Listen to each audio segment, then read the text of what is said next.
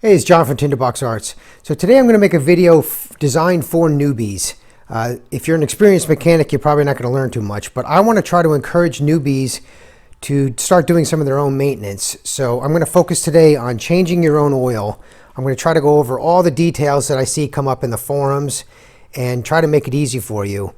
If you have another BMW bike with a boxer engine, what I'm going to tell you today is essentially the same thing, so that would also apply to you. But we're trying to go over all the things that might concern you and encourage you to start doing this for yourself. Before we do anything, I want to talk about checking your oil. Now, this is my 2012 RT, so your bike may be a little different if you have a different year or something, but there's a sight glass window. I just want to show you before we get close up in here. There's a sight glass window in here. I'm going to move the camera into that range and I'll put a flashlight in there so we can see something. All right, I have all my hands full, so I can't really point. But in the center of your screen now is the sight glass. I have to hold a flashlight so we can see this well enough with the camera. So you can see there's a round window there. The oil level, excuse me, is about halfway up, a little bit less than halfway. And I want to point this out right away because if you check the oil hot or whether you check the oil cold, it's going to be a little bit different. So right now, the engine is completely cold. It's been sitting on the center stand for a little while now, and you can see the oil is just a little bit below half. If I had the engine running and got up to operating temperature and put this back on the center stand, that oil is going to get a little bit higher because it's hotter and it expanded. So I just want to point this out right away. But basically, when the oil is correct, it's going to be right about at that halfway mark. And if it's hot or whether it's cold, sometimes you have to measure it at different conditions because you have no choice. Where it ends in that sight glass may be a little bit different, but as long as it's basically halfway, you're okay. It's not the end of the world. What you don't want to do is have it way over so that it's overfilled, or way under, obviously, as well. But somewhere in the midway, halfway there, you're going to be fine. All right, let me go over all the things you're going to need in order to do the oil change. I'm going to try to do this as quick as I can. You need some kind of container, which you can buy online or in an auto parts store, to hold the oil. So you're going to drain the oil into this. This little Frisbee thing comes off and attaches to this over here. The oil drains in, put the cap back on, and you're good to go. Now you can take this container to an auto parts store or a gas station or somewhere to recycle it. Different countries have different rules and means of doing that. So you need some kind of container to hold the oil. Next, you're going to need the oil itself. Now, this is going to be where a lot of questions come up. In your owner's manual, there's going to be a table which tells you which viscosity you need to use. Viscosity is a measure of how thick or thin the oil is in the operating temperatures that you ride your bike. So if you're in a desert environment versus, Alaska or the North Pole or something, you're going to have different conditions, and the oil will need to change for those conditions. Most people are probably going to end up using 10W40 or 20W50, something like that. But just look at the chart. It's going to tell you which you need to use. This range of viscosity, it gets more technical than I want to get into here, but basically there's a cooler temperature viscosity and a warmer temperature viscosity. And this is supposed to kind of not adjust, but it will change depending on the ambient temperatures that you're measuring it. So a multi-viscosity oil like this is supposed to allow you some range of operating temperature. So check the chart. You'll see in that chart what you need to use for your particular circumstances. Now, the other question is going to be, should I use synthetic oil or conventional oil? Sometimes in the UK, the conventional oil is known as mineral oil. I'm not sure why. That's not correct, but for some reason people use that term.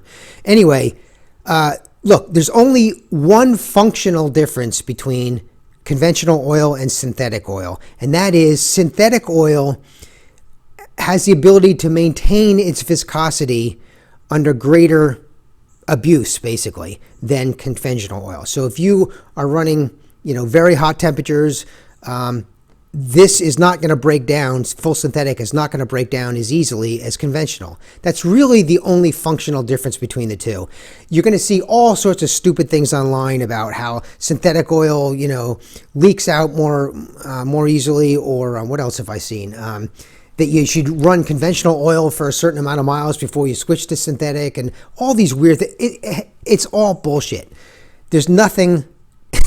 There's no functional difference between the two oils other than this full synthetic is going to hold up its viscosity longer than conventional. That's it. That's all you really need to know. So the brand, does that matter? Not really. Any, you know, branded oil, in other words, it's a known name brand, is going to be fine. And if you're using a full synthetic oil like I am, it's probably even less choice. So depending on your area of what country you're in and what area of the country, you may have different brands available, whatever. This is the brand that happens to be available to me locally, so that's what I use. But I'm not, you know, it's not like you need to use Mobil 1 or some other brand. It really doesn't matter. I do suggest in this bike that you use full synthetic because a motorcycle does, you're heaping a lot of abuse on the oil. And now the RT is different from a lot of other bikes, at least the older ones, in that it has a dry clutch, meaning the oil does not touch the clutch. It's just like a car. It's dry. Now, some of the newer RTs do have a oil-bathed clutch, so you need to be careful about that. But older bikes in the RT line could use a regular car oil, honestly, because there is no clutch involved.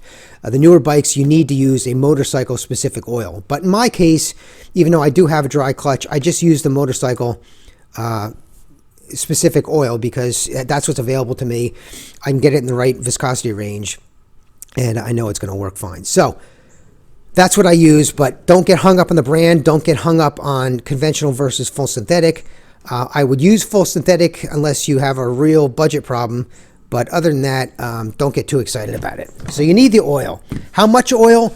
Again, look in your manual. It's a little bit less than 4 quarts. And different countries may sell this in different capacities. Like here in the US, it's a quart, but in the UK or maybe Australia, I'm not sure, it may be different capacities in a bottle. So I need 4 quarts, and it's a little bit less than that is what I actually use. Next thing you're going to need is an oil filter. Now, which brand to use about that, right? That'll be the next question. For me, there's actually not too many brands available. I have to buy this online, or I'd have to go to a dealer. The dealer filters are made by somebody else, so it's not a true BMW filter. It's made by some third party. So I don't use those because they're expensive and pointlessly so. I've tried different ones. There's a K&N filter, which is on the bike currently. This is another one I'm going to try now. I just don't think it's that important as long as it's a name brand and it's the correct one. As far as fitment, again, the manual should tell you, or if it doesn't, you can look online for the correct one. This one is a common one to a lot of RTs, but there is another one that's a little bit longer, so it has a little more capacity in the filter itself. But you're going to have to look that up because your bike may be a little bit different than mine. Now, I want to point out that all of these filters have some means of taking them off. So this particular one, you'll see these little, hopefully you can see that in this, see these little grooves right here? Those have a special wrench that fit onto them. Other filters may have a little nut here on the bottom, or the entire filter is basically a big nut, just like the one behind the camera. So you need to know that in advance, and I'll show you why shortly. When you buy the filter, you want to check that this gasket, this rubber O-ring gasket here, is smooth and not ripped in any way and clean. And you just want to examine the filter that there's no damage or anything like that. So that's the filter. So you got container, you got the filter, you got the oil. Now the last thing you're going to need is some means to take that filter off and on. So this oil wrench fits this particular filter, right? It's designed to have those little grooves. You can see that in the light there. But there's all sorts of other filter wrenches, and there's even this is a strap wrench, which is designed to kind of squeeze the outside of the filter so you can remove it. These are other wrenches that I've had over the years for different vehicles. This is a universal one. It's designed to kind of come together and squeeze the filter. It doesn't work very well. But what I would suggest is just whatever filter is on the bike already, you need to have a wrench to take that off. And whatever filter you're going to put on, you need to have a wrench to put it on. So other than that, it doesn't really matter. They're all about the same as far as quality and all that. But you need one of these. I just brought all these out just to show you what's available. Finally, you're going to need a socket wrench, and there's a plug to drain the oil. In my case, it's a Torx, a T50, but in your case, it may be different, so check. So the plug, needs some method of removal. So those are the things you're going to need. All right, I'm starting the shot with the front tire just to get you oriented.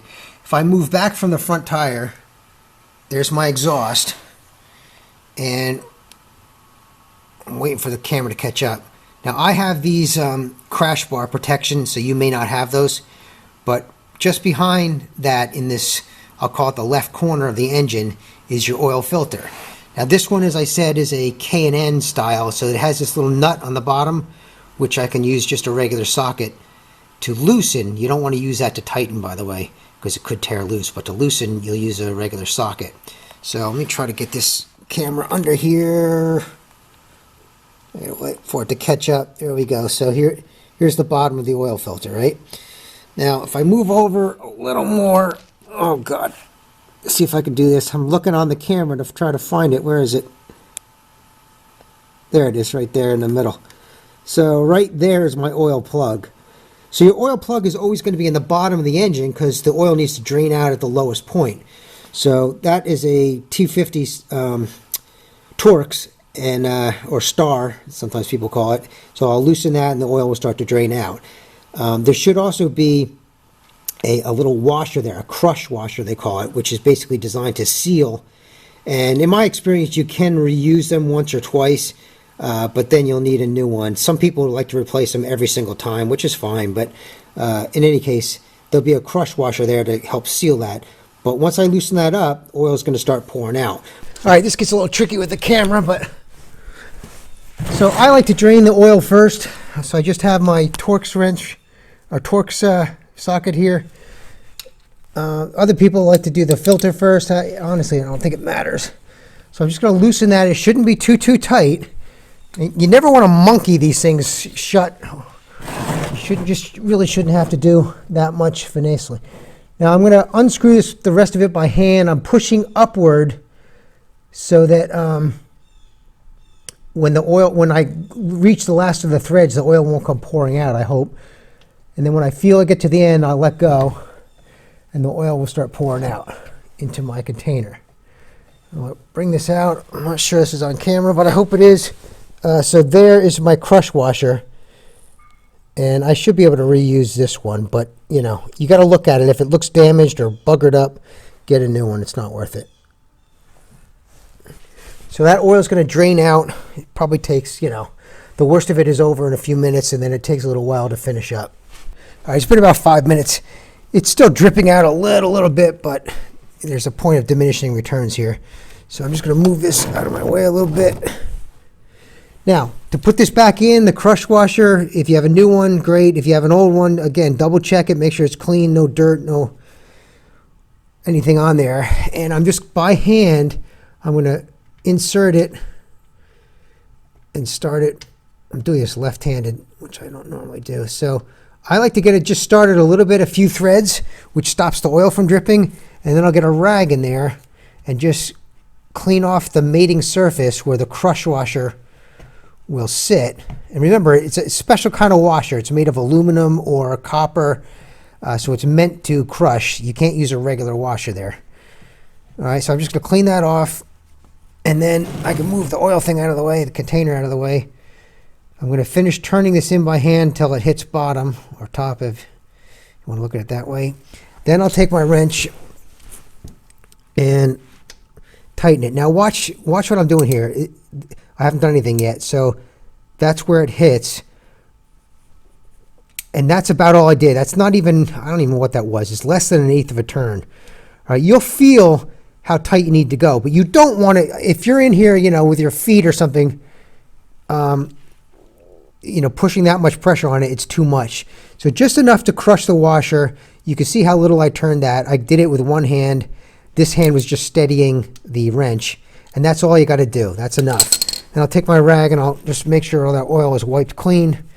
Later, I may want to, spray some degreaser on here just to make sure all the oil is gone so it doesn't burn. All right, so that's drained the oil. There's no oil in the engine. I'm going to move to the other side. We're going to take the filter off. All right, this is really hard to film.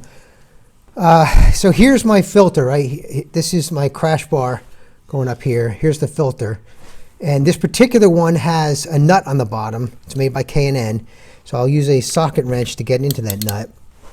And I have my container here because we are going to get oil, but I just first want to loosen this a little bit. I'm going to take it nice and slow, and you'll feel it start to give.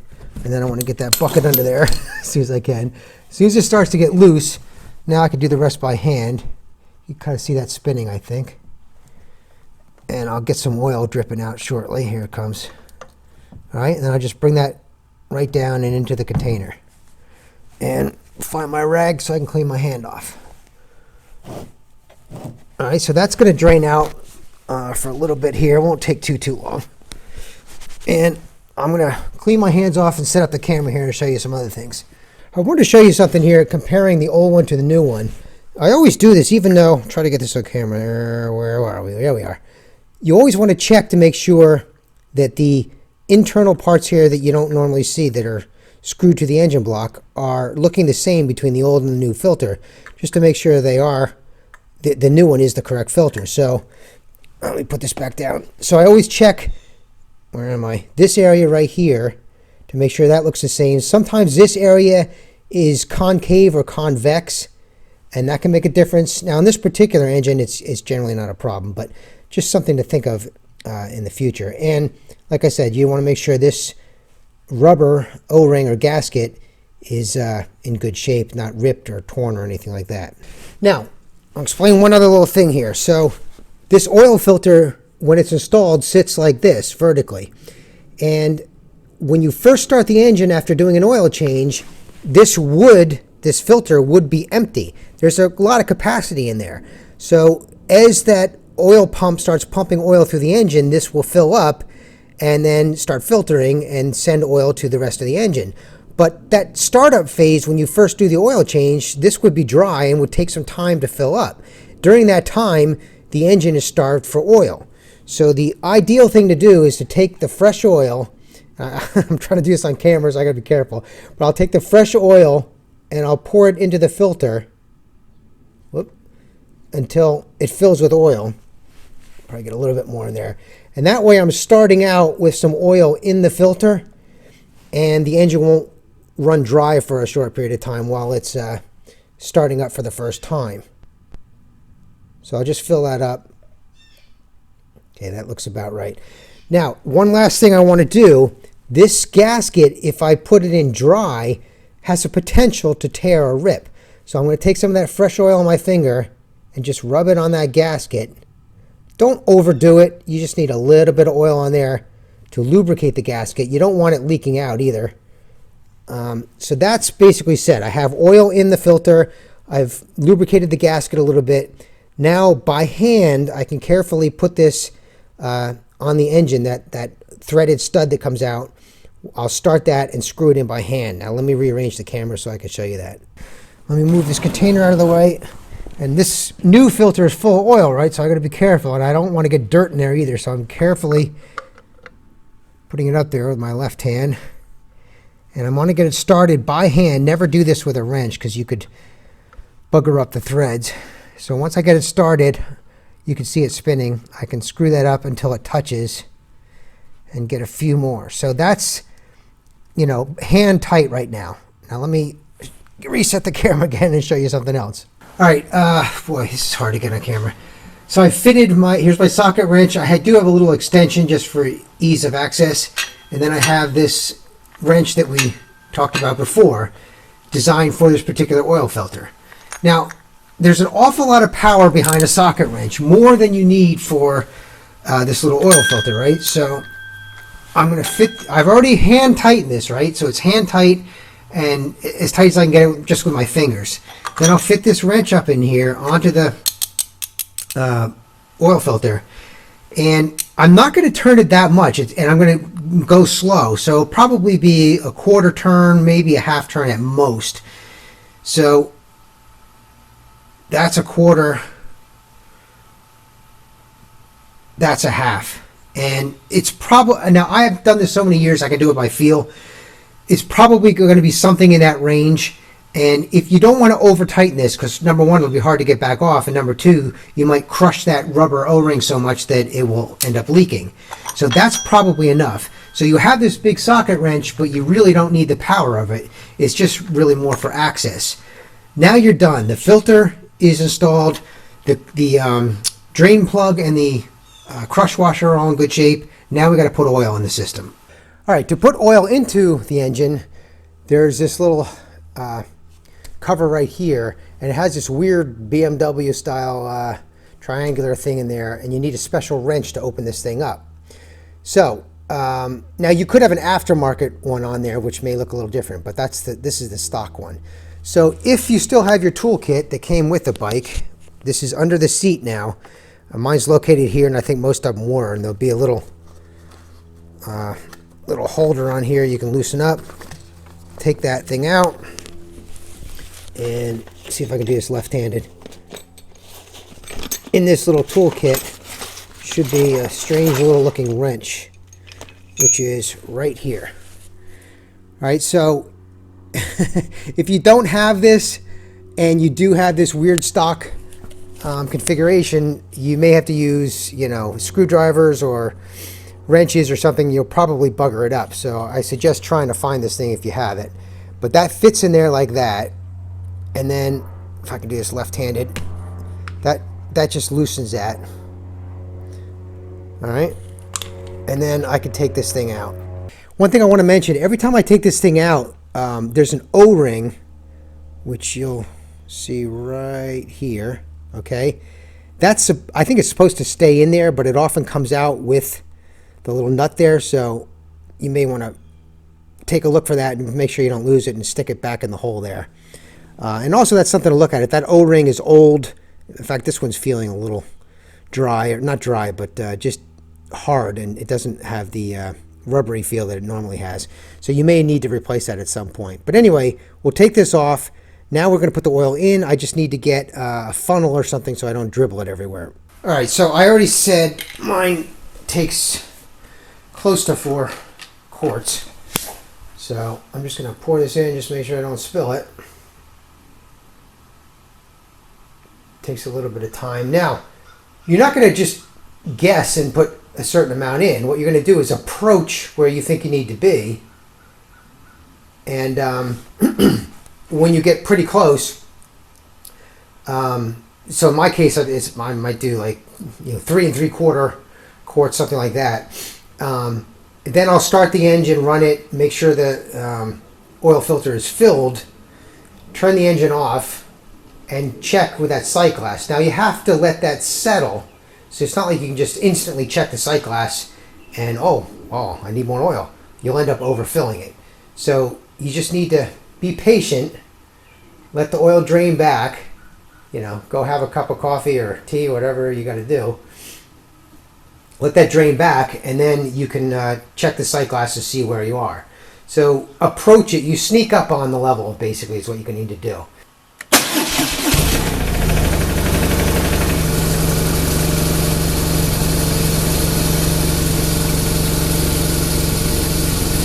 All right, just start it up for a few minutes and just let that oil get circulated through the engine.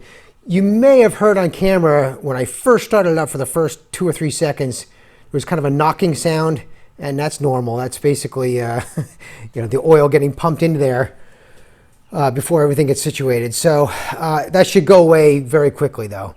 In my case, it did. So now you just want to check for oil leaks at the bottom. Clean off any oil that you have remaining. Make sure your cap here is tight. We're going to let this sit, and we'll check that sight glass a few times to make sure that we haven't under or overfilled, just like I showed you in the beginning. Now, this brings us to the last bit here, which you may or may not want to tackle depending on your circumstances. I tried to show you with my finger there was a service light written there. And that's because the computer tracks mileage and or time between oil changes and services. Now, I have the GS911 little utility box there that you can connect to this little diagnostic connector right here. All right. You may or may not have that. So in order to reset that service light, you have a couple choices. One is to go to the dealer, and even though you did your own oil change, the dealer will reset that light for you. And that's one option. I'm not sure how much that would cost, but probably more than you want to spend. The other option is to buy the GS911 diagnostic tool, which I have done. It's not cheap, but you know, if you're going to own the bike for a while, it's worth it. And I'm going to show you how to use that shortly. And then you can connect it to this diagnostic connector here and reset the service light and change the time or the distance in miles that you want the next service light to come on, if you like. There's the third option now, which I'm not familiar with, but I'm told that there are some new diagnostic tools available for smartphones that will also connect to this diagnostic connector. It's basically a cable you buy, and then it connects to your smartphone with an app. Now, I've not tried that, so I don't know 100% if that works, but I'm told that that's a new option. So for me, I'm going to use the GS911. I'm going to show you how to do that, but basically, even if you don't reset that service light, it's okay. Nothing's going to happen. So you can change your oil and reset the service light at some further date, next time you get to the dealer or whatever. Nothing, no harm will be done.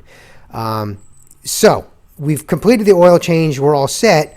We just have to double check on the level. But now I'm going to show you how to use the GS911 to reset your service indicator. All right, I did a previous video where I did show how to set up this GS911, so I'm not going to go too much into depth on that. But basically, you're going to plug this device into the diagnostic plug. In my case, it can use Wi-Fi, but I have a USB cable. I just find it easier. That comes over to your laptop. So you're either going to use the USB or the Wi-Fi. And, oh God, let me sit down here and let the camera adjust. Hopefully... All right, on the laptop screen here, basically you're going to navigate down to, it's the home page, R series, I picked my bike, special functions, and then there's a service reminder. And the default reminder apparently is 1 year or 10,000 kilometers. Now I did a custom date or mileage, so I'm going to do that. And actually, it's weird. I set October 28th as my next oil change, and that's what the date is today, but I didn't do it on purpose. It just happened to end up that way. All right, so date of next service. I am going to stick with 1 year, so October 28, 2019. I'm going to change this to... Right now, my odometer is 22,235, so I'm going to go 32,235. So basically, it's going to give me 1 year or 10,000 kilometers, and that's about normal. Now, I have a second bike, so I don't put that many miles on this bike. So, you know, probably I'll get to the year first, but that's what I'm going to do. So I'll hit apply, and the software is working right, should come back and tell me that we're set for there we go. So we're set for next service due 32,235 and 20 October 2019. So you can change this to whatever you want. In my case, that's what's working out for me, but you can do something else if you have a different circumstance. So this software works pretty well. You don't have to have the bike on, but it has to be, in other words, running, but it has to be connected with the key on, I think, for this thing to work, as we just did. Now, one last thing I want to mention. The oil change is totally done. I will check the sight glass a second time. I use just about 4 quarts for me. And the other thing I want to mention is I have another video. I recommend changing the transmission fluid and the final drive fluid every year anyway, and for me it coincides with my oil change. For you it might be different, but I do recommend doing that. It's so cheap. It's basically a quart of oil does both.